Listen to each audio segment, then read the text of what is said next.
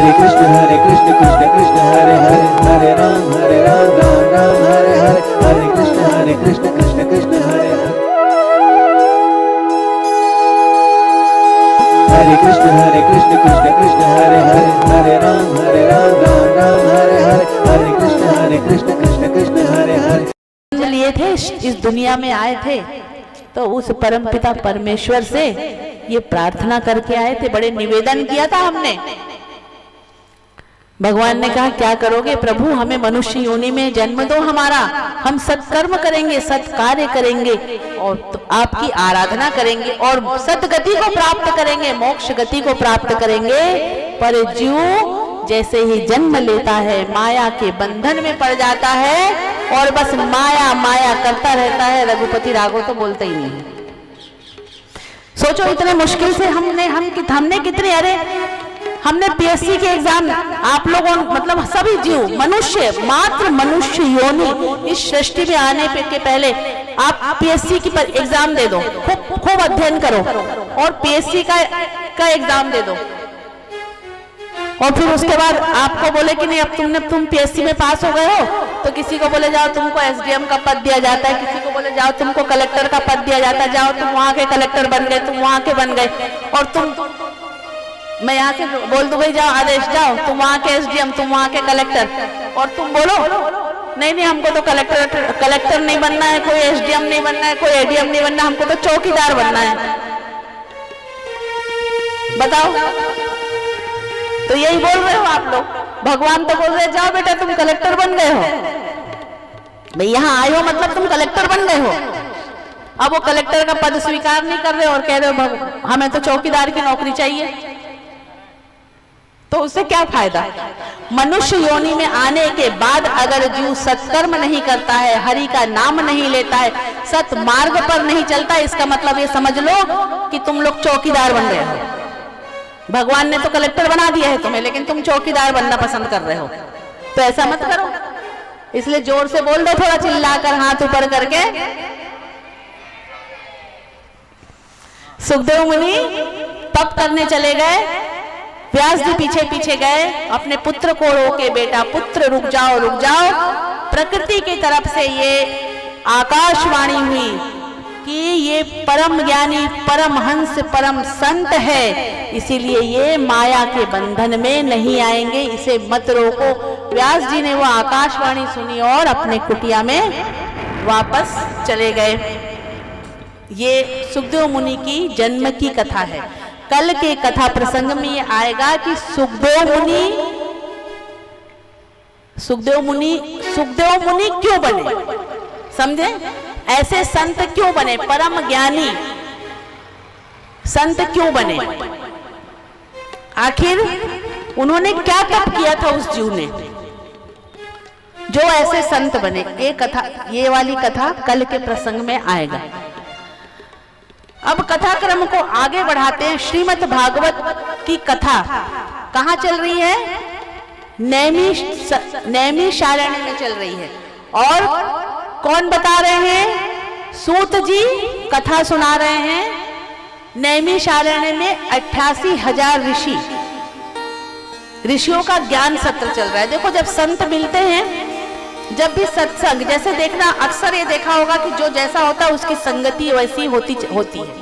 कई बार हम हमारे घर में बच्चों को भी डांटते हैं ना, जब हमें जानकारी लगता है हमारे बच्चे का मित्र अगर कुछ गड़बड़ है, तो माता पिता अपने आप ये कहते हैं तो उसके साथ मत रहा कर ज्यादा। लड़कियां तो थोड़ी डरती हैं, डरपोक होती हैं, जल्दी डरती हैं। लड़कियों को तो डांट के बहुत आसानी से, लेकिन लड़कों के लिए थोड़ा शिकंजा जरा ज्यादा कसना पड़ता है। जो माताओं को होता है वो माता पिता को थोड़ा ज्यादा सख्त होना पड़ता है। तो बोलते हैं ना संगति नहीं, तुम्हारी संगति खराब है। देखो बोले, अगर वो बोले अरे क्या हो गया, मेरे सामने तो वो मेरा दोस्त अच्छा रहता है, तो बोले नहीं, वहां उसके साथ नहीं रहना।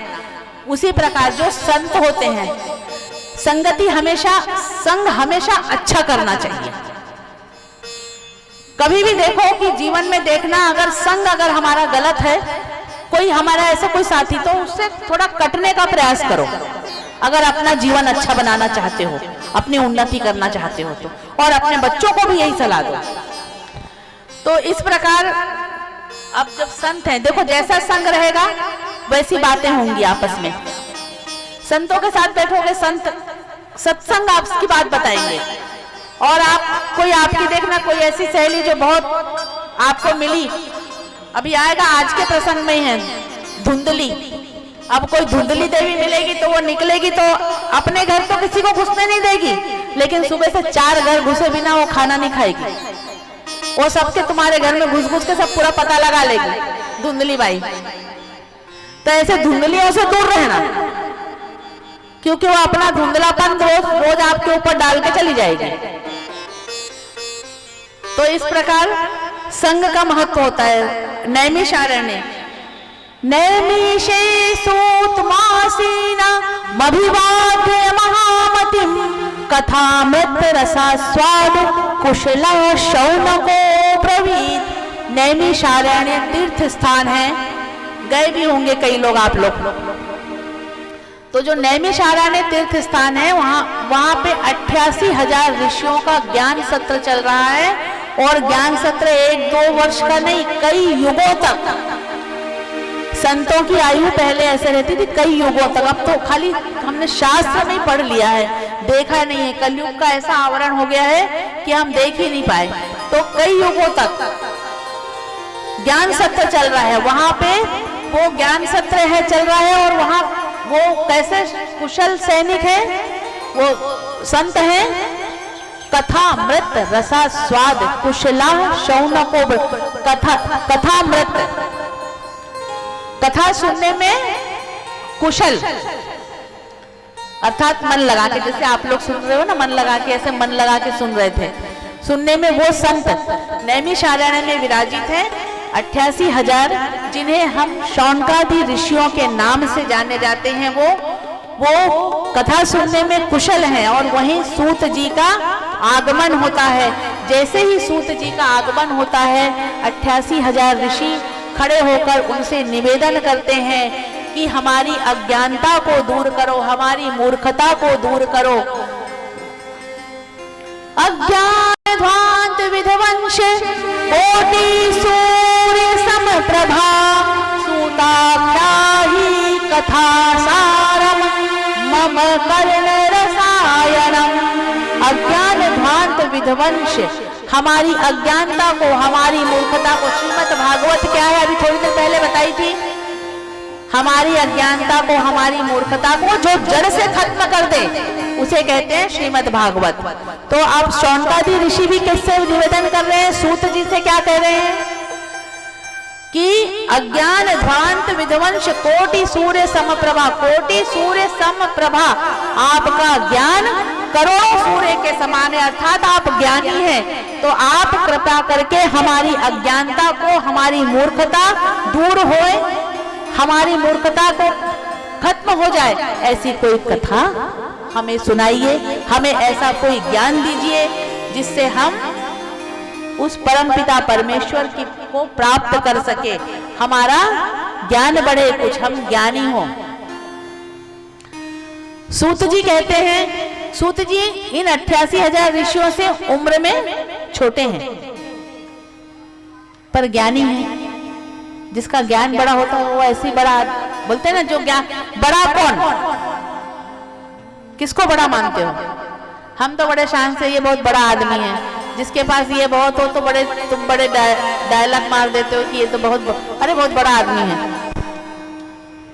क्योंकि उसके पास ये है। अब ये पता ही नहीं लगा तो ये कहां से आया है,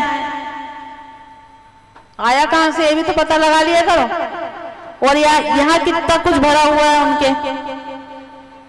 भाई जब सत्कर्म करोगे, सत्मार्ग पे चलोगे, ज्ञान बढ़ाओगे, वो बड़ा आदमी है। शास्त्र कहता है, शास्त्र किसको कहता है बड़ा आदमी? जिसका ज्ञान बड़ा हो। शास्त्र को, भगवान को भी कोई मतलब नहीं तुम्हारे पास ये है कि नहीं है। भगवान को ये मालूम है यहाँ ये पर्दा मुझी में रहकर मुझी से पर्दा, ये पर्दा तुमको उठाना पड़ेगा। ये भक्त कह रहा है, तो जब ये पर्दा भगवान ने माया को ढक रखा है तो पर्दा डाल रखा है। भगवान से निवेदन करो कि जैसे सुखदेव मुनि ने कहा माया रोको तब जन्म लूंगा, तुम भी बोलना माया रोको और हटाओ ये पर्दा। बहुत नाटक कर लिया तुमने जीवन भर, अब ये माया हटाओ, ये पर्दा हटाओ, और तुमको हटाना पड़ेगा अभी, तो अपने आप बड़े आदमी बनोगे, तब ज्ञान होगा। तो सूत जी कह रहे हैं, सूत जी से शौनकादि ऋषि कहते हैं धन वृद्धा बल वृद्धा आयु वृद्धा से तथैव च ते सर्वपि ज्ञान वृद्धा किंकिरा शिष्य किंकरा। वही बात जो मैंने आपको समझाया, धन होना बड़ा आदमी नहीं, ज्ञान होना बड़ा आदमी। ज्ञान से सम्मान बढ़ता है। भाई आज आप लोग पंडित जी के पैर क्यों पड़ते हो, संत के पैर क्यों पड़ते, चरण क्यों पड़ते हो? क्योंकि वो परमात्मा के पार्षद हैं, भगवान के पार्षद हैं, इसीलिए तो बड़े आदमी कहलाते हैं। ये शौनकादि ऋषि सूत जी से कह रहे हैं। अब अगला प्रश्न है, शौनकादि ऋषि सूत जी से कहते हैं श्रेयसाम यत् भवेच्छेह पावनानां च पावनम् कृष्ण प्राप्तिकरं शाश्वत साधनं तद्वादालुना। कृष्ण प्राप्ति करने का सरल से सरल साधन बताओ, ऐसा कोई साधन बताओ कि हमें कृष्ण की प्राप्ति हो जाए। ये साधन पूछ रहे हैं, आप लोग भी यही पूछ रहे हो, मुझसे यही तो पूछोगे ना। बाद में जाते तक 7वें दिन तक थोड़ी और दोस्ती हो जाएगी जब आप लोगों से, आज तो पहला दिन है, अभी दोस्ती ज्यादा नहीं हुई है, फिर और ज्यादा होगी, फिर जैसे नीचे उतरूंगी तो फिर आप लोगों के प्रश्न शुरू होंगे। तो प्रश्न सिर्फ यही रहेगा, देख लेना आप लोग, भले आपके पूछने का तरीका अलग होगा, आपके बताने का तरीका, लेकिन आपके मन में भी एक ही प्रश्न है। श्रेयसाम यत् भवेच्छेह पावनानां च पावनम् कृष्ण प्राप्तिकरं शाश्वत साधनं तद्वादाधुना। यही चाहते हो ना, कृष्ण प्राप्ति करने का सरल साधन बता दिया जाए। तो श्रीमद् भागवती 7 दिन सुनते सुनते बता के चली जाऊंगी आप। यही शौनकादि ऋषि भी सूत जी से पूछ रहे हैं, और शौनकादि ऋषि क्या कहते हैं? चिंतामणि लोक सुखम शुरद्रोह स्वर्ग संपदम प्रच्छति गुरु प्रीतो वैकुंठम योगी दुर्लभम। अगर हमें चिंतामणि मिल जाए तो उससे हमें सारे सुख मिल जाएंगे, अर्थात हमारे पास बहुत अधिक धन हो जाए, वही आनंद का विषय। भौतिक सुख सुविधा से आप आनंद ले सकते हो, कैसे आनंद? क्षणिक आनंद, पर वो परमानंद की प्राप्ति नहीं होगी, परम आनंद की प्राप्ति नहीं होगी जो स्थिर है।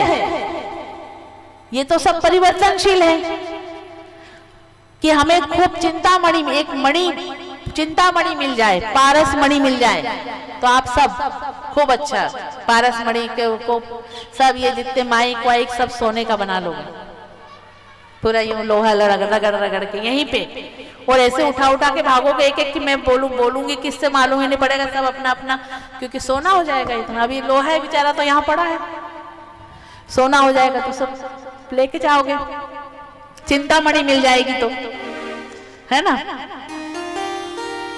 परंतु भगवान का नित्य धाम वैकुंठ धाम कौन दे सकता है? प्रच्छति गुरु प्रीतो वैकुंठम योगी दुर्लभम। ये गुरु, जब गुरु का ज्ञान होता है तब भगवान की प्राप्ति होती। गुरु ही भगवान को मिलाते हैं, जीव को भगवान से मिलाते हैं, अर्थात मार्ग दिखाते हैं। जैसे कथावाचक कथा कर रहे हैं, क्या कर रहे हैं, वो क्यों कथा कर रहे हैं? और कोई काम तो कर सकते हैं कथावाचक। और मुझे लगता है जितना धर्म के काम करने में जितने कम धन की आजकल जितना कम धन मिलता है, उसके बजाय जो बड़े नामी ग्रामी हो गए उनकी बात नहीं कहूंगी मैं, पर जो शुरुआत कर रहे हैं उनके लिए उनकी तो क्या दशा है वो तो भगवान जानते हैं। मेरे पंडित जी भी बगल में बैठे। जय हो। धर्म के मार्ग में चलते हैं जब, तो लोग सबसे ज्यादा फोकट उसी को समझते हैं जो धर्म के मार्ग में चलता है। ये मैंने देखा है। और फिर जब एकदम से कोई चमत्कार हो जाए, भगवान का नाम बढ़ जाए, तो फिर उसके पीछे भागेंगे। फिर भले वो कैसे भी निकले, फिर करोड़ों रुपए उसको देंगे, लेकिन जो बेचारा शुरुआत में निकला है ना, तो उसको कभी नहीं कोई देखेगा मुड़ के। ये दुनिया है भैया, यही होगा, इसलिए इस पे घबराने की जरूरत नहीं है। तो इस प्रकार जो है, लेकिन अब जैसे कोई, मैंने ऐसा कहा कि भाई कोई कथावाचक कथा कर रहे हैं कोई, तो जहां तक मुझे लगता है इसके अलावा अगर मैं कुछ और दूसरा कार्य करती तो इससे ज्यादा धनवान होती। हालांकि मुझे धन की आवश्यकता नहीं है, पर शायद होता जितना समय। और पर ये तो अपनी अपनी भक्ति के, हमें भगवान के मार्ग में चलना है। पर जो दो शब्द आज आप लोगों को जो बता के जा रहे हैं, कोई भी कथावाचक हो, कोई भी वक्ता हो, धर्म गुरु कोई भी हो, आप जो आपकी दक्षिणा है उसका तो कोई मतलब, उस धर्म गुरु का मूल्य तो आपकी दक्षिणा चुका ही नहीं सकती है। मैं भी क्यों ना हूं, मैं मेरे गुरु का मूल्य चुका सकती हूँ। जो मुझे मेरे गुरु ने जो सिखाया, जो मेरा आज वो अज्ञानता नहीं, तो तब मैं भी अज्ञानता में घूम रहे थे, और जो उन्होंने मेरे ज्ञान के दरवाजे खोले, जो ज्ञान उन्होंने मुझे दिया, क्या मैं जीवन भर भी कमाऊंगी, कई जन्मों तक भी कमाऊंगी, तो मैं वो मूल्य चुका नहीं सकती। जो एक शब्द में उन्होंने मुझे पकड़ा दिया, ऐसा हाथ पकड़े, ऐसे वो गुरु धन्य, और वो पल धन्य, और वो परमपिता परमेश्वर का वो पल कि ऐसे एक पल में हाथ पकड़ लिए, और हाथ पकड़े और हम चल निकले, और सारी अज्ञानता सब मोह माया छोड़ दिए। तो क्या इसको हम चुका सकते हैं? कई जन्मों तक नहीं चुका सकते हैं। गुरु जब प्राप्त हो, मेरे गुरु ऐसे बोलते हैं, आप वहां बैठकर ऐसा बोला मत करो। एक गुरु तो मेरे संगीत के गुरु यहाँ बैठे हैं मेरे साथ, जिनके पास समय नहीं भी होता है तो भी मैं उनको प्रेशर डाल डाल के यहाँ बुलाई लेती हूँ। मैं भी एक ऐसे शिष्य हूँ को जो जबरदस्ती दबंगता के साथ अपने गुरुओं को अधिकार रखती हूँ कि आओ बजाना पड़ेगा। अब वो पल था, कुछ नहीं आता था, शुरुआत थी, हाथ पकड़ लिए, चलो सिखाएंगे आपको संगीत। अब आज यहाँ बैठे बैठे मैं ही उनको यूं करने लगी, है कि नहीं? अच्छा देखो ये चमत्कार है कि नहीं, ये बताओ। गुरु गोविंद दो खड़े काके लागू पाए, गुरु गोविंद दो खड़े काके लागू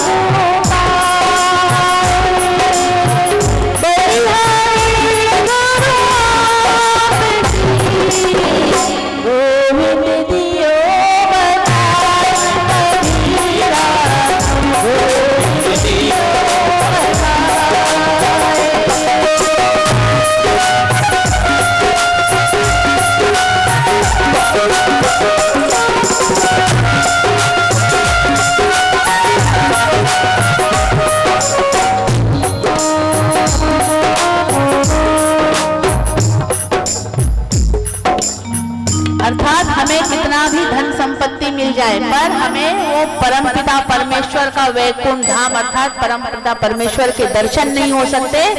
सिर्फ गुरु ही हमें वो मार्ग बता सकते हैं। ये कौन कह रहा है? ये शौनकादि ऋषि सूत जी से कह रहे हैं कि आप हमारे गुरु हैं, आप हमें मार्गदर्शन दीजिए, हमें उचित मार्ग पर चलना सिखाइए। और पुनरपि जन्मं पुनरपि मरणं पुनरपि जननी जठरे शयनम। ये जो बार बार हम जन्म मृत्यु का जो चक्र चलता है ना हमारा, इस चक्र से हमें छुटकारा मिले। सूत जी कहते हैं शौनकादि ऋषियों से, काल व्याल मुख ग्रास त्राश विग्राश हेतवे श्रीमद् भागवतम शास्त्रम कलौकीरेण भाषितम।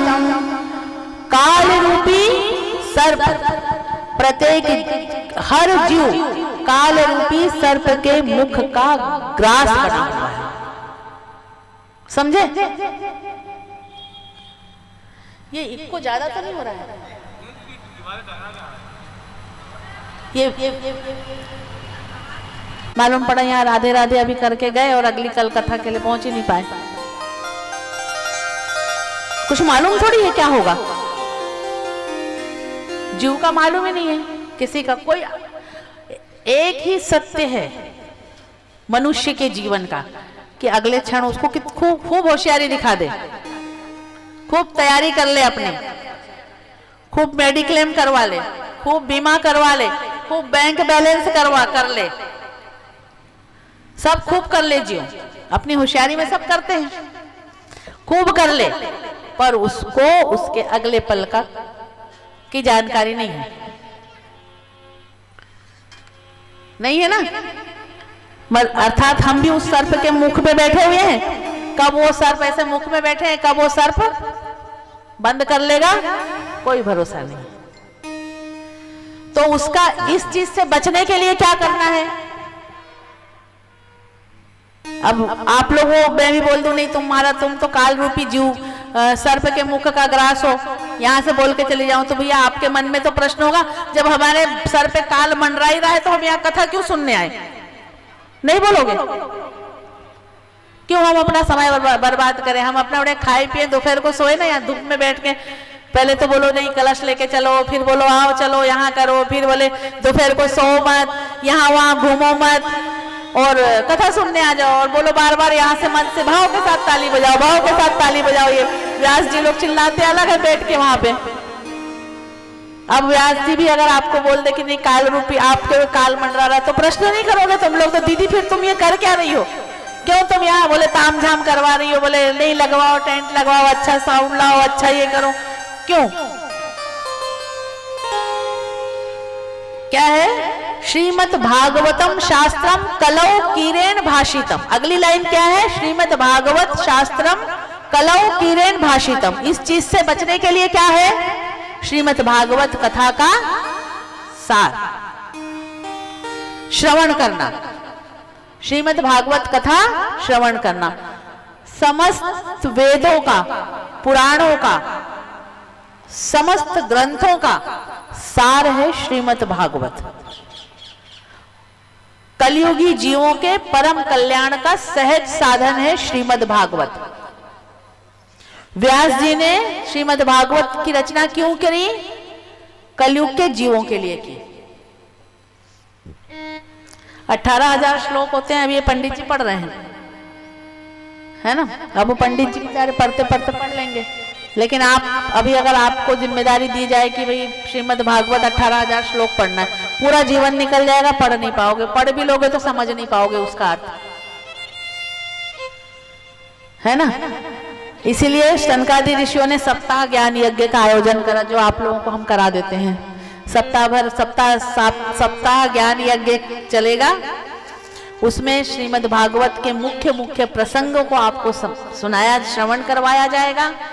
वो मुख्य प्रसंग आपकी आत्मा, एक बात ध्यान रखना, प्रसंग क्या है? हर प्रसंग आपके आत्मा का शुद्धिकरण का विषय है। कथा कहानी नहीं कि मनोहर कहानी पढ़ लिया, सत्य घटना पढ़ ली, क्राइम पेट्रोल देख लिया तो वैसे भागवत पेट्रोल देख लिया, ऐसा नहीं समझो। भागवत कोई कथा कहानी किस्सा नहीं है कि कथा सुन लिया और हो गई भागवत। कथा का विषय नहीं है। अभी कल से धीरे धीरे घुसोगे उस चीज में कि क्या है ये विषय। आज तो थोड़ा थोड़ा दिमाग में आएगा, कल थोड़ा और दिमाग में घुसोगे कि कैसे है, क्या है ये भागवत। भागवत है अपनी एकमात्र समझ लेना, भागवत हमारी आत्मा का शुद्धिकरण का विषय है। हमें जीवन जीने का तरीका सिखाता है श्रीमद् भागवत, हमें सरलता सिखाता है, हमारे जीवन में व्यवहारिक ज्ञान लाता है श्रीमद् भागवत। हमारे जीवन जीने की शैली बदलती है, हमें सत्मार्ग पर चलाता है श्रीमद् भागवत, सत्कर्म करने को प्रेरणा देता है श्रीमद् भागवत। इतना ही समझ रहे हैं तुम लोग, और इतना समझ जाओगे ना, ये जो लाइन में छोटे से लाइन जो मैं बोल रही हूँ कि क्या बस यही करोगे, यही भगवान की प्राप्ति, यही परमात्मा की प्राप्ति है, उस परम पिता परमेश्वर की प्राप्ति यही है। आज इस बात को समझ लो, आज जो लोग आए हैं ना वो बहुत भाग्यवान लोग हैं। भागवत कथा मतलब लोग क्या सोच लेते, कृष्ण जन्म किस दिन होगा, जैसे बोलते हैं भागवत हो रही है, हाँ दीदी आऊंगी ना, कृष्ण जन्म वाले दिन आऊंगी। भैया क्यों आओगे कृष्ण जन्म वाले दिन, क्यों आओगे? नाचने आएंगे, तैयार हो जाएंगे, पीली साड़ी पहन लेंगे, नाचने आएंगे, और कथा तो 1 घंटे नहीं सुनेंगे, म्यूजिक वालों को इशारा करेंगे, कथा कुछ नहीं सुना, म्यूजिक वालों को इशारा करेंगे आके, खूब भीड़ लगा लोगे, यहीं पे खूब लगेगी भीड़। ये खोलना भी पड़ सकता है, ये मेन रोड है, ये बात ध्यान रखना, ये खोलना पड़ेगा कृष्ण जन्म वाले दिन। मेन रोड है, सब रुक रुक के जा रहे हैं, यहाँ से मुझे सब दिख रहा है। और जब जन्म में, कृष्ण जन्म में जब नंद के आनंद भयो करेंगे तो बाहर के तो अगले रेलिंग पार कर करके नाचने आएंगे। भागवत का मतलब इतना समझ जाते हो तुम लोग। आज आप लोग बहुत भाग्यवान हो जो मैं आज, ये जो आज का विषय है ना, इसके बाद तो सीधे प्रसंग चलते हैं, इतना क्योंकि समय होता नहीं है, प्रसंग में भी उसको समझाने का विषय है, पर इतना समय भी नहीं होता, थोड़ा संक्षिप्त में समझाते हैं हम। लेकिन आज का ही विषय भागवत है, आपको बताऊं, आज का विषय और 7वें दिन का विषय। जो 7वें दिन की कथा में जो लास्ट अंतिम समय में जब मैं बताऊंगी ना परीक्षित मोक्ष की कथा, भागवत देखा जाए तो भागवत समझने का विषय आज है, और 7वें दिन परीक्षित मोक्ष।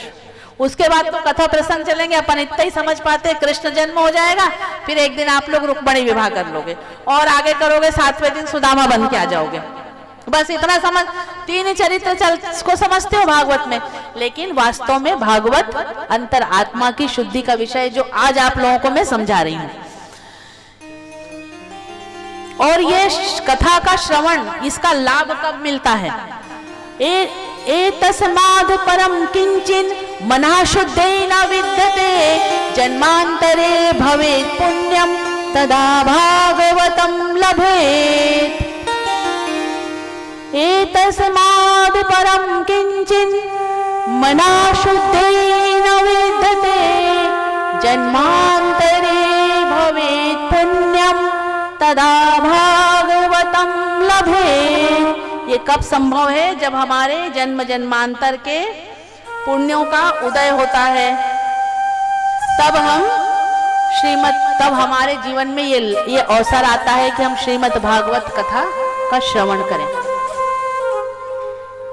और हमारा भी, मेरे भी जीवन का पता नहीं कितने पुण्यों का उदय होता होगा जब व्यासपीठ मिलती है आप लोगों के सामने। ये अवसर ऐसा आता है कि मैं मेरे प्रभु का, हरि की कथा का, एक परमात्मा का आशीर्वाद है, बहुत बड़ा आशीर्वाद है, जिसकी कल्पना तो मैं कई जन्मों तक नहीं कर सकती हूँ कि कितना बड़ा आशीर्वाद होता होगा जब मैं परमात्मा का चिंतन करते हुए आप लोगों को एक कथा सुनाती हूँ। बात बहुत अंदर की है, वास्तविक बात यह है कि जो पढ़ के आते हैं वो तो बोलते ही नहीं, बोलते यहाँ से कुछ और है। सच बताऊं आपको,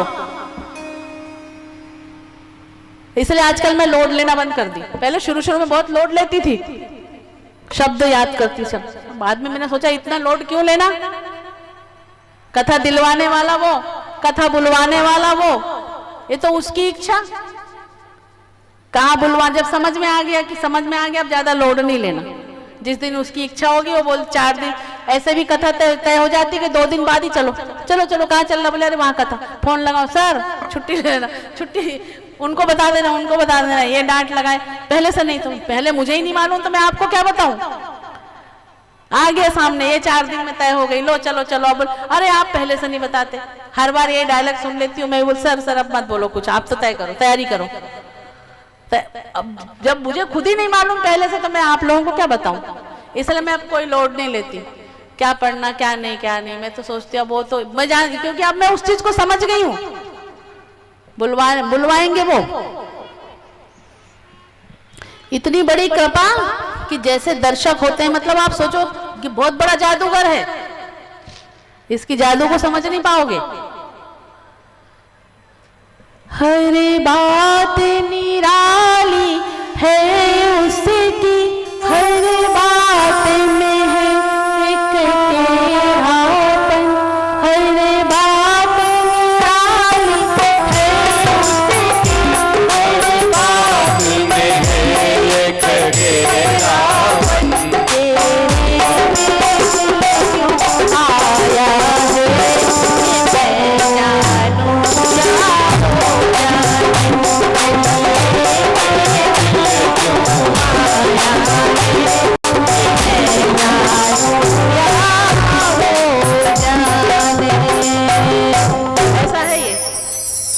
ऐसा कमाल करता है कि जहाँ की भाषा नहीं आती गांव की। अभी 4 दिन पहले गांव गए थे, वहां की भाषा नहीं आती, पर जैसे जैसे अपने दर्शक होते हैं ना, वहां की उसके अनुरूप वो निकलवाने लगता है बैठ के। पहुंची वहां तो ऐसा विचार करी कि इतनी शुद्ध हिंदी बोलती हूँ तो ये गांव की भाषा कैसे बोलूंगी, मतलब इन लोगों के सामने इनको क्या समझाऊंगी। मैं ये खुद सोची वहां बैठने के पहले। एक ही दिन का प्रवचन था उस गांव में, बहुत वहां की शायद ही कोई बेटी होगी जिसका मुंह खुला था, बाकी सब माताओं का मुंह यहाँ तक ढका था। फोटो भी है, मैं वहां उनके साथ नृत्य भी करके आई हूँ मैं, है ना, पर डाली नहीं उसको। तो इतना और वहां गई तो ये विचार किया मैंने, अभी 4 दिन पहले बोली थी ना, गाँव गई थी, बहुत थक गई।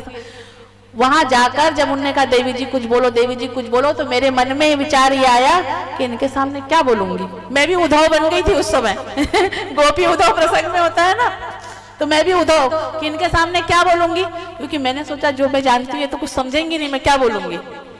पर भगवान को बुलवाना था, उनने उनकी भाषा भी बुलवा दी, उनकी बात भी बुलवा दी, और उनको सब समझ में आ गया, वो ताली बजा दिए। ये भगवान की कृपा होती है कि ये सब उसकी मर्जी है। और ये कब होता है कि जब हमारे जन्मों का, जन्मांतरों के पुण्यों का उदय होता है, और हमें ये विचार करना होता है कि अब हमें सत्कर्म करना है और सत्मार्ग पर चलना है।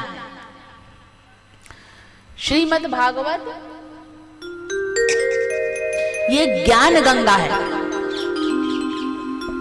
जब हम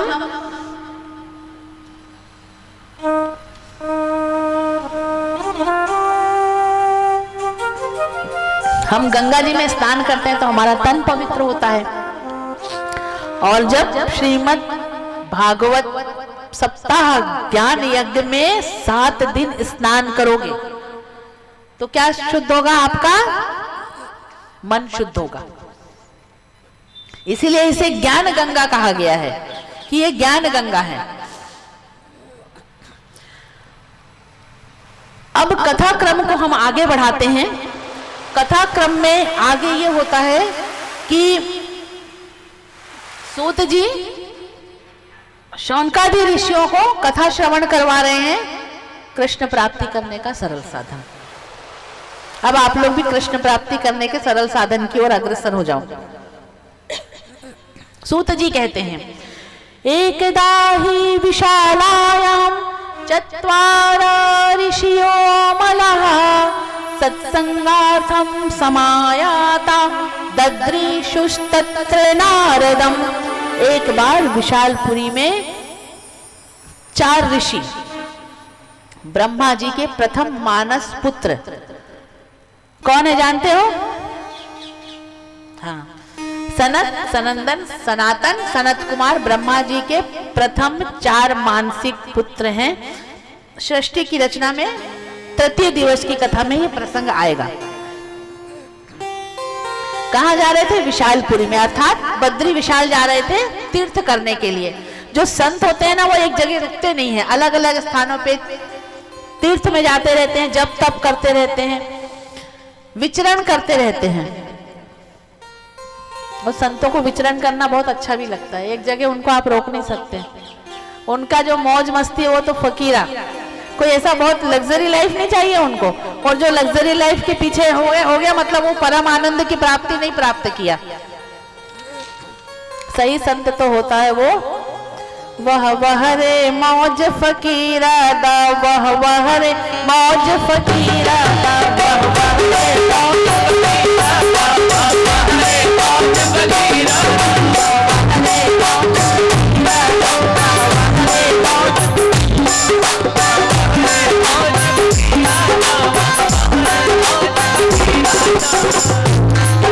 फकीरा का मौज ऐसी होता है, कभी तो खाने लगेंगे चना, उसमें भी संतुष्ट राधे राधे, और कभी तो बढ़िया ऐसे घी खाएंगे, बिल्कुल तर घी का हलवा, क्योंकि फकीरा है उसमें भी खुश, चना चवेना खा ले तो भी खुश, और घी खा ले बढ़िया खूब घी चुपड़ी हुई रोटी तो भी खुश।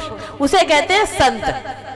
और यही होना भी चाहिए, तू जिस हाल में रखे उसमें खुश, तेरी रजा में ही मेरी रजा है, जो तुझको हो पसंद वही मुझको भी पसंद, जो तू चाहता है वही मैं भी चाहती हूं, उसे कहते हैं संत। शिकायत मत करो। ऋषि संत जा रहे हैं तो वहां दद्रीशुष तत्र नारदम, उन सनकादि ऋषियों को कौन मिले? नारद जी मिले मार्ग में। नारद जी कैसे जा रहे हैं? नारद जी बिल्कुल परेशान से होकर जा रहे हैं, बड़े विचलित है, चिंतातुर हैं, घबराए हुए से हैं। तब सनकादि ऋषि कहते हैं कथम ब्रह्मणदीन मुखा कुतश्चिंतातुरो भवान त्वरितं गम्यते कुत्र कुतश्चागमनम तव। अरे ब्राह्मण, कथम ब्रह्मणदीन मुखा, अरे ब्राह्मण कहाँ जा रहे हो? नारद जी से कह रहे हैं। कौन कह रहे हैं? सनकादि ऋषि। अरे ब्राह्मण कहाँ जा रहे हो इतने चिंतातुर होके? कुतश्चिंतातुरो भवान त्वरितं गम्यते कुत्र कुतश्चा भवनम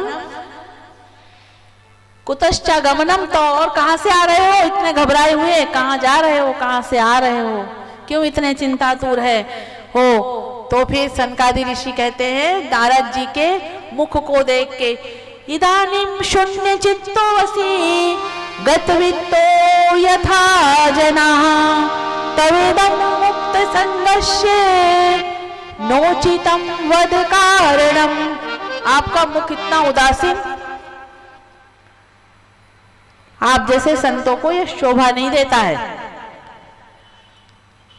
और आप इतने उदासीन क्यों हो? भाई अगर संत कह रहा है तो क्यों उदासीन? सनकादि सही कह रहे हैं नारद जी से, आप विरक्त हो। वो जो वाहवारे मौज फकीरा था, भाई फकीरा का मौज करो, क्यों चिंतातुर, क्यों इतने चिंतित?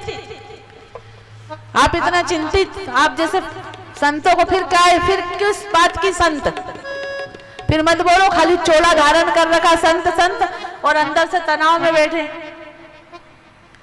आप लोग ही बोलोगे दीदी आप यूं तो कहती हो राधे राधे बोलो, राधे राधे बोलो, और खुद ही बोल रही हो कि मुझे बड़ी चिंता हो रही है, तो फिर कोई फिर मानोगे ही नहीं, आप लोग ही नहीं मानोगे। अरे वो दीदी क्या हो तो बस ऐसी यूं तो बोलती हैं कि राधे राधे बोलो और खुद तो तनाव में घूमती रहती हैं, फिर संत कहलाए नहीं। अर्थात जब तक विरक्ति नहीं आई, देखो विरक्ति नहीं आएगी तब तक भक्ति नहीं आएगी। एक बात का ध्यान रखना, भक्ति तभी आएगी जब विरक्ति होगी। अब विरक्ति का तात्पर्य ये मत समझ लेना कि दीदी ने तो कह दिया विरक्त हो जाओ, जा रहे हैं हम, आज निकल गए घर से अपना अटैची वेटेची लिए। विरक्त का अर्थ ये नहीं है, विरक्त का अर्थ है ग्रस्त में रहते हुए विरक्त होकर दिखाओ। वास्तव में ग्रस्त में रहकर विरक्त होकर दिखाओगे, उसे कहते हैं भक्ति। तब आएगी भक्ति। अभी वो जंगल में बैठ गए और मालूम पड़ा वहां और उदास होने लगे, अपने यहाँ कथा और भी आएगी, बहुत सारी कथाएं ऐसी आएंगी, भागवत में बहुत सारी कथाएं ऐसे कि जंगल में बैठे और फिर मेनका आई उतर के तो बस राधे राधे हो गए, वो सब गिरफ्ती खत्म। इसलिए ऐसा नहीं करना।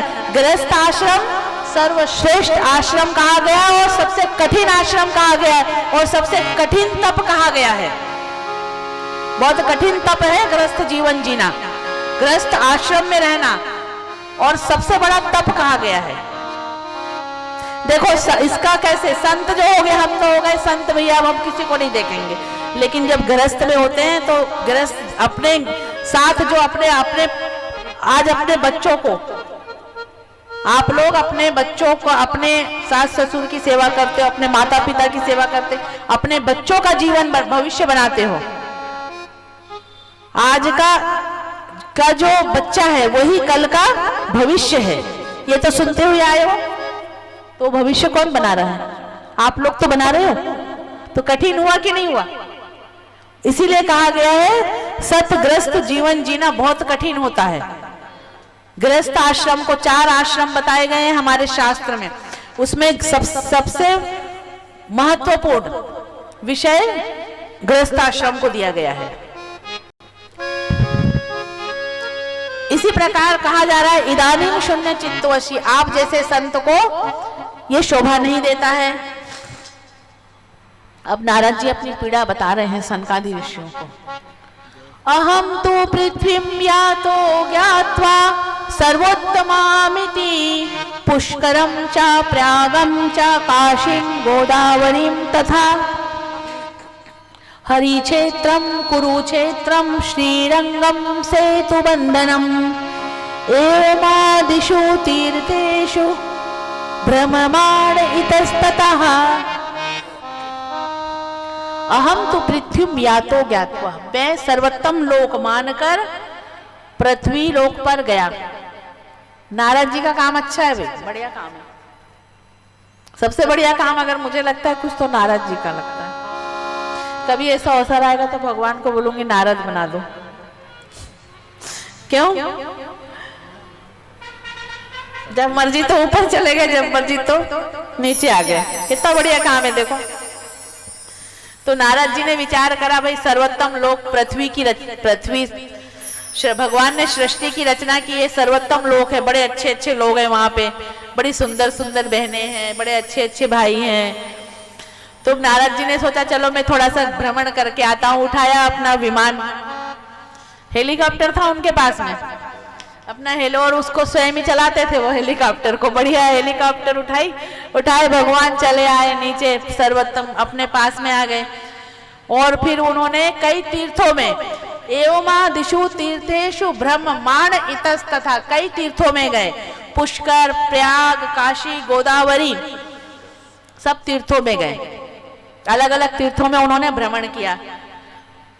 तो उन्होंने कलयुग के दोष देखे कि कलयुग में क्या हो रहा है। अधर्म का सहायक, मतलब लोग अधर्मी हो गए हैं, अधर्म का सहायक कलयुग ने चारों ओर से पापों को घेर रखा है। इस प्रकार कलयुग के दोष देख रहे हैं। सबसे प्रथम दोष क्या है, ये भागवत में लिखा है, मैं नहीं बता रही। प्रभुता गे शैल को बुद्धिदायकः कन्या विक्रेणु लोभांत दंपति नाम चाकलकणम। तरुणी प्रभुता गे है, तरुणी आती है आपके घर में, अर्थात बहू आती है। बहू जैसी आती क्या करती है, ये भागवत में लिखा है। मैं क्यों बोलने लगी, मैं खुद महिला हूं, मैं क्यों बुराई करूं, लेकिन देखो भागवत में लिखा है, ये समझने का विषय है। हाँ, मुझे खुद को भी इस श्लोक को पढ़ के अच्छा नहीं लगता, पर कलयुग के दोष में ये प्रसंग से मिलकर हुआ है तो बोलना पड़ता है। खुद मेरी इच्छा नहीं होती इसको बोलने की, सच बताऊं आपको, ऐसा लगता है जैसे मैं खुद ही अपनी बुराई कर रही हूं। इसीलिए पर समझने का विषय ये है, बताना इसलिए मजबूरी है कि ये व्यासपीठ की भी कुछ बोलते हैं ना, आपको कुछ पद कुर्सी दी है तो आपकी कुर्सी के भी कुछ आवश्यकताएं होती है, कुर्सी की कुछ जिम्मेदारी होती है।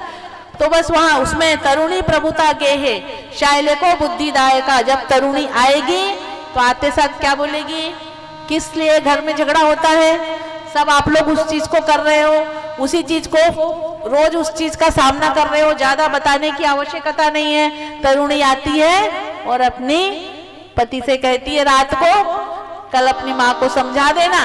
क्या समझा देना?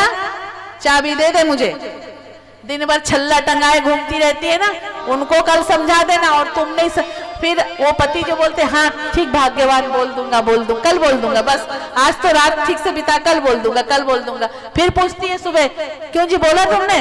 तो बोले कि हाँ बोल दूंगा, आज ऑफिस से आऊंगा फिर बोल दूंगा। तो फिर अब तुम नहीं बोलोगे, आज मैं बोलूंगी। फिर अगले दिन तरुणी क्या बोलती है?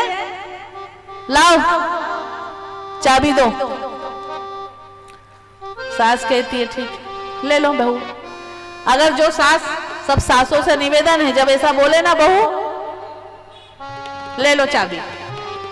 और जहां आप लोगों ने कहा कि मैं क्यों दूं चाबी, तो फिर शुरू, तो उस चीज से बचना है। तो जब तरुणी आएगी, भागवत में लिखा है, इसलिए ज्यादा दिमाग मत चलाना, भागवत में क्योंकि लिखा है तरुणी प्रभुता गे है। तो जब वो कहेगी लाओ चाबी, तो तुम भी कहना लो चाबी, और हम चले राधे राधे। ठीक, ये जीवन है। अब अगर आपने कहा, वो कही लाओ चाबी, तो कहे नहीं चाबी, तो फिर झगड़ा, और उसका असर अपने बेटे के जीवन पे। देखो ये होता है ना, बाद में बातें समझ में आए तो अच्छा है, तरुणी प्रभुता गे है, जब वो आ जाए तो उसको दे दो चाबी। शायले को बुद्धिदायक, साला सलाहकार होगा, भाई की बात नहीं सुनी जाएगी। बात किसकी सुनी जाएगी? जो साला बोलेगा। और बड़े शान से, जिस दिन साला आने वाले हो उस दिन जीजा जी देखो, भले किराए की गाड़ी लेकर आना पड़े, पर ऐसे सीना तान के हमारा अरे साला आ रहा है, मेरा साला आ रहा है। और जो साला बोले, साला सलाहकार, साले को बुद्धिदायका। कन्या विक्रेणु, लड़कियों को बेचा जाएगा। उसका तात्पर्य समझ लेना। तात्पर्य ये कि अपनी कन्या को संस्कार नहीं सिखाया जाता है। और जब लड़के वाले आते हैं ना, तो आजकल की माँ, जैसे पहले क्या होता था कि जब लड़की का विवाह होता था ना, तो बड़े उससे बोला जाता था कि नजर नीची करके जाना, धीरे से चाय रखना। तो वो कांपती हुई चली जाती थी, चाय गिरा और देती थी। अब आजकल देखो, जैसे ही जब लड़की देखने अभी आती है कोई लड़की ट्रे लेके, वो बोलती वो नाटक मत करना, वो तो पुराने फिल्मों की शूटिंग थी कि यूं यूं यूं करके चाय, यूं घूंघट डाल के आओ बेटी चाय लेके। ये पहले, पर ये संस्कार सिखाए जाते थे माता पिता के द्वारा। अब आजकल ना तो माता पिता, हमारी बेटी देखो, हमारी बेटी क्या है, तो सब डिग्री निकाल देंगे, इसने MBA किया है, इसने इसमें ये करा है, देखो ये कक्षा 10वीं में थी तो मेरिट में आई, तो 8वीं मेरिट में आई, तो 7वीं में, ये सब सिखा देंगे, ये सब डिग्री दिखा देंगे आपको, पर ये नहीं बताएंगे कि हमने संस्कार क्या सिखाया। संस्कार तो सिखाते ही नहीं है। तो इसका तात्पर्य यही है, कन्या विक्रेणु का तात्पर्य ये है, क्योंकि पहले हाथ जोड़कर हमारी बेटी का, शास्त्र में आएगा, मेरी बेटी को स्वीकार करो, ये माता पिता कहते थे लड़कों के माता पिता से, हमारी कन्या को स्वीकार करो। अब आजकल कन्या के पिता आते हैं तो बोले भैया क्या, बोले शादी का रिश्ता लाएं। देखिए ठीक है, अच्छा है आप लोग लाए हो तो, लेकिन ये बात सुन लो, हमारी लड़की के पास ये डिग्री सब डिग्री है, पर हमारी लड़की ना तो सुबह उठेगी, ना हमारी लड़की साड़ी पहनेगी, ना हमारी लड़की आपके घर का रोटी बनाएगी। और फिर भी लोग ले क्यों आते हैं, मैं सोचती हूँ भैया क्या करोगी? तो क्या इंस्पेक्टर, तुम्हारी लड़की को इंस्पेक्टर बना के ले आए हम, कि सुबह से लेकर शाम तक हमको डंडे मारेगी? इन चीजों को समझो। यहाँ से बताने का तात्पर्य ये है, और इसीलिए शास्त्र में कहा गया भागवत में, कन्या विक्रेणु, ये लड़की बेचना ही तो हुआ, कन्या विक्रेणु, क्योंकि उनको उनका संस्कार सिखाया नहीं, लड़की बेच रहे हैं। ये कलयुग का दोष है। और ये बातें कब समझ में आएगा, ये बातें क्यों सुधार होगी, ये बात श्रीमद् भागवत में क्यों लिखा गया है, क्योंकि इसको समझ के आप और हम जैसे लोग ही समाज सुधार का कार्य करेंगे। श्रीमद् भागवत क्या है? जो जनहितकारी हो, जो जन कल्याण का प्रेरणा स्रोत हो, उसे कहते हैं श्रीमद् भागवत। अब नारद जी आगे बता रहे हैं, आगे क्या बता रहे हैं? तत्राश्चर्यं मया दृष्टं श्रूयतां तन्मुनीश्वरः। तत्राश्चर्यं मया दृष्टं श्रूयतां तन्मुनीश्वरः। एका तु तरुणी तत्र निषण्णा खिन्नमानसः।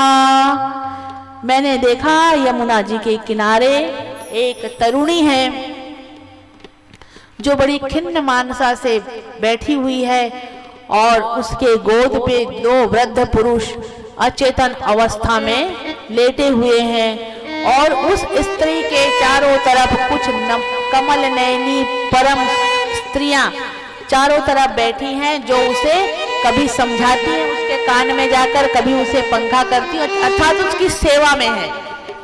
नारद जी थोड़े दूर तक गए और जाने के बाद में सोचे वहां सब महिलाएं बैठी हैं, सब बहनें बैठी हैं, तो जाकर कुछ पूछूं तो कहीं ऐसा नहीं हो कि उनमें से कोई भी हो तो उठ के बोल दे कि क्यों बाबा अभी भी तुम सुधरे नहीं हो। जब यहाँ सब हम माताएं बैठी हैं तो यहाँ बाबा आपका क्या काम, कई बार बोल भी देती हैं बहनें। तो नारद जी ने विचार किया, नारद जी थोड़े दूर तक गए, यहाँ वहां से झाका ताकी करे, वो फिर आने लगे। उतने में उस तरुणी की दृष्टि पड़ी नारद जी पर। संत अलग पहचान में आते हैं और स्त्री की दृष्टि, बोलते हैं ना स्त्रियों का सिक्स सेंस बहुत तीव्र होता है। हम दूर से देखकर ही समझ जाते हैं कि क्या बात हो रही है, क्या बात है आगे। सिक्स सेंस हमारा काम करता है ना। हमें कभी ऐसा होता है ना, हम कई बार बहुत पब्लिक प्लेस में होते हैं पर हमें वहां कुछ अच्छा सा आभास नहीं होता और हम घर आ जाते हैं चुपचाप। ये हमारे अंदर उस परमपिता परमेश्वर ने शक्ति दी है। आदि शक्ति माँ भवानी, सनातन धर्म में आदि शक्ति माँ भवानी की पूजा होती है। जब भगवान राम, जब भगवान शिव जब थक गए थे तब माँ काली का धारण किया था माता पार्वती ने। प्रसंग है ना, कथा सुनते हो ना, माँ काली का रूप वही स्त्री ना, आप और हम जैसी थी देवी जिन्होंने माँ काली का रूप धारण किया। तो इसी प्रकार आज भक्ति महारानी जो है, उन्होंने देखा कि कोई संत पास में से निकले, आने को हुए हमारे पास पर वो वापस चले गए। तो भक्ति महारानी नारद जी से कहती है, भो भो साधु क्षणं तिष्ठ मच्चिन्तामपि नाशाय दर्शनं तव लोकस्य सर्वथा घरं परम। भो भो साधु क्षणं तिष्ठ। अरे संत महात्मा साधु जी थोड़ी देर रुको। आप जैसे संतों के दर्शन से तो हमारे भाग्यों का उदय होता है। बड़ी मुश्किल से, बड़ी तपस्या के बाद आप जैसे संतों के दर्शन होते हैं। आप आइए और मेरी चिंता को दूर कीजिए। नारद जी पूछते हैं, तुम कौन हो? तब वह स्त्री कहती है, अहम भक्तिरिति ख्याता इमो में तनयो मतो ज्ञान वैराग्य नामानो काल योगेन जर्जरो। मैं भक्ति महारानी हूं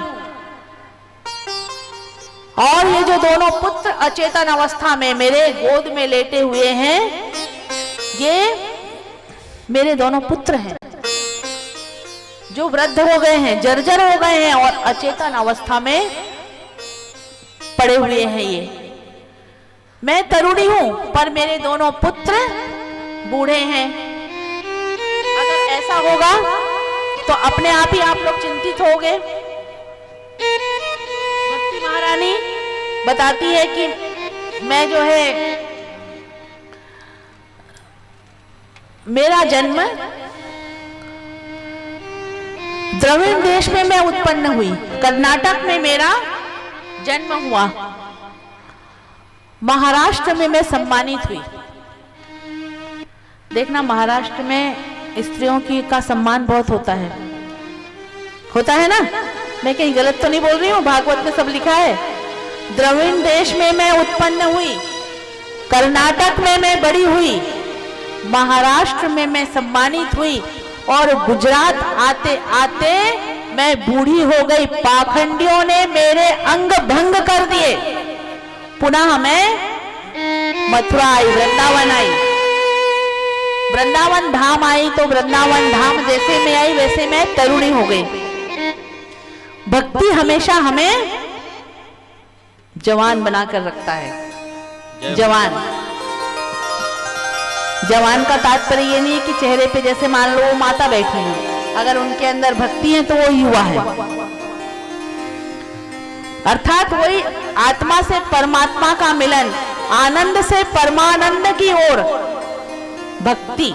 इसीलिए तरुणी प्रभु, इसीलिए तरुणी जब वृंदावन जाओगे तो राधे राधे में ऐसे मग्न हो जाते हैं भगवान की भक्ति में कि अपने आप ही हम जवान सदा बने रहते हैं। इसी प्रकार भक्ति महारानी जवान, और परंतु वृंदावन में वो भक्ति महारानी तो तरुणी हो गई, परंतु ज्ञान वैराग्य का वहां कोई ग्राहक नहीं था, इसलिए ज्ञान वैराग्य बूढ़े थे। एक बात ध्यान रखना, बिना ज्ञान के, समझना इस बात को, बिना ज्ञान के भक्ति अंधी है। बिना ज्ञान के भक्ति अंधी है। क्यों बोल रही हूं मैं ये बात? क्योंकि जो ये छू छा जादू टोने, ये नींबू उतारा, ये मिर्ची उतारा, हल्दी उतारा, जो ये चलता रहता है ना, इसको भी भक्ति का नाम दिया जाता है, पर ये भक्ति नहीं है। बिना ज्ञान के लाओ इतने रुपये, मंत्र जप, लाओ इतना ये जो है, ये भक्ति नहीं है। भक्ति स्वयं की, स्वयं का जो जप है, स्वयं का तप है, वो भक्ति है। आप कोई पैसे वाला व्यक्ति बोले कि कभी जैसे बोलते हैं ना महामृत्युंजय का जप करो, ये करो, जैसे जो भी ऐसा मंत्र जप, आप उतने जप नहीं कर पाओगे, पंडितों से करवा लो, वहां तक उचित है, पर सोचोगे कि उससे आपके अंदर भक्ति आएगी, आपका काल चल सकता है, आपके ऊपर भक्ति नहीं आएगी। इसलिए बिना ज्ञान के भक्ति अंधी है।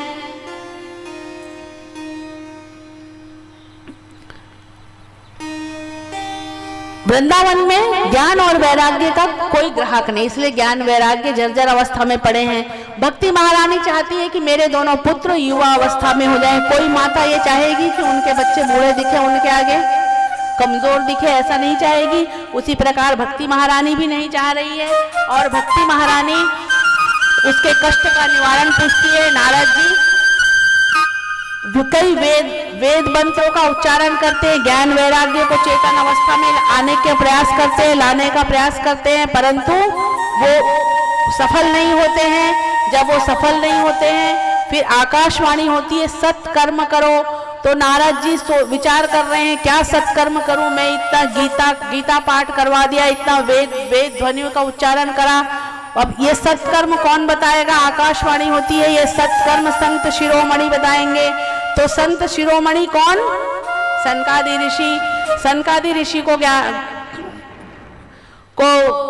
नारद जी ये बात बता रहे हैं, ये अपनी परेशानी बता रहे हैं। सनकादि ऋषियों ने कहा सप्ताह ज्ञान यज्ञ का आयोजन करो।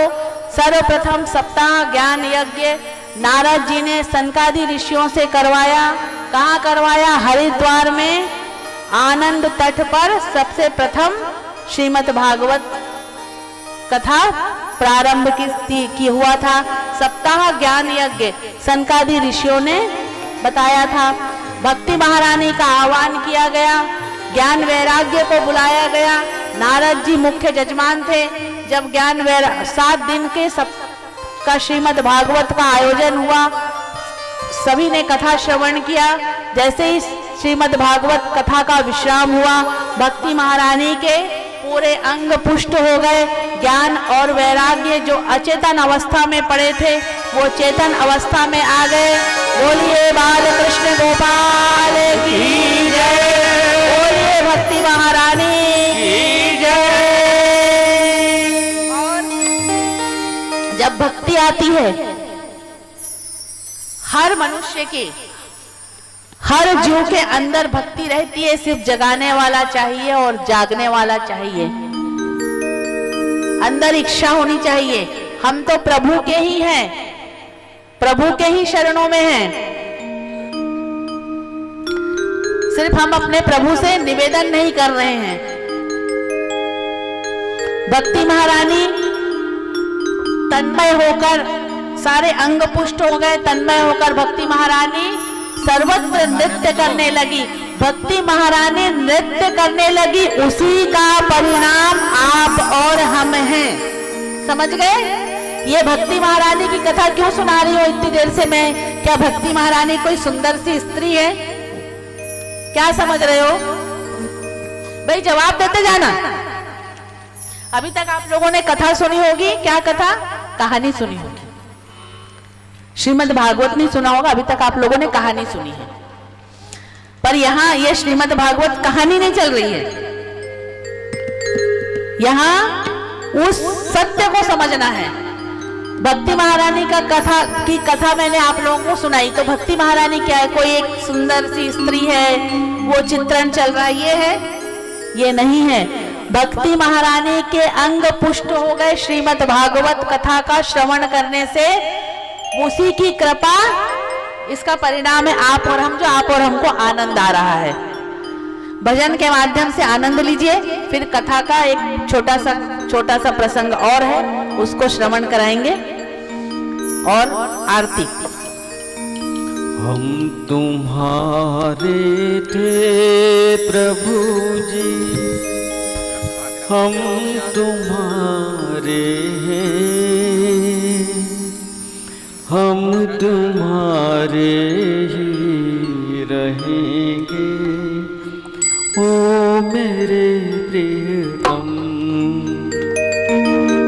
हम तुम्हारे थे प्रभु जी, हम तुम्हारे हैं, हम तुम्हारे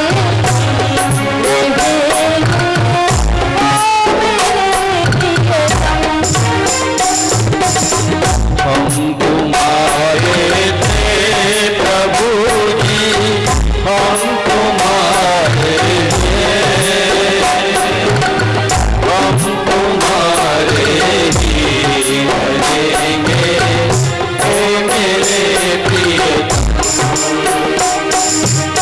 तुम हमारे थे प्रभु जी, तुम हमारे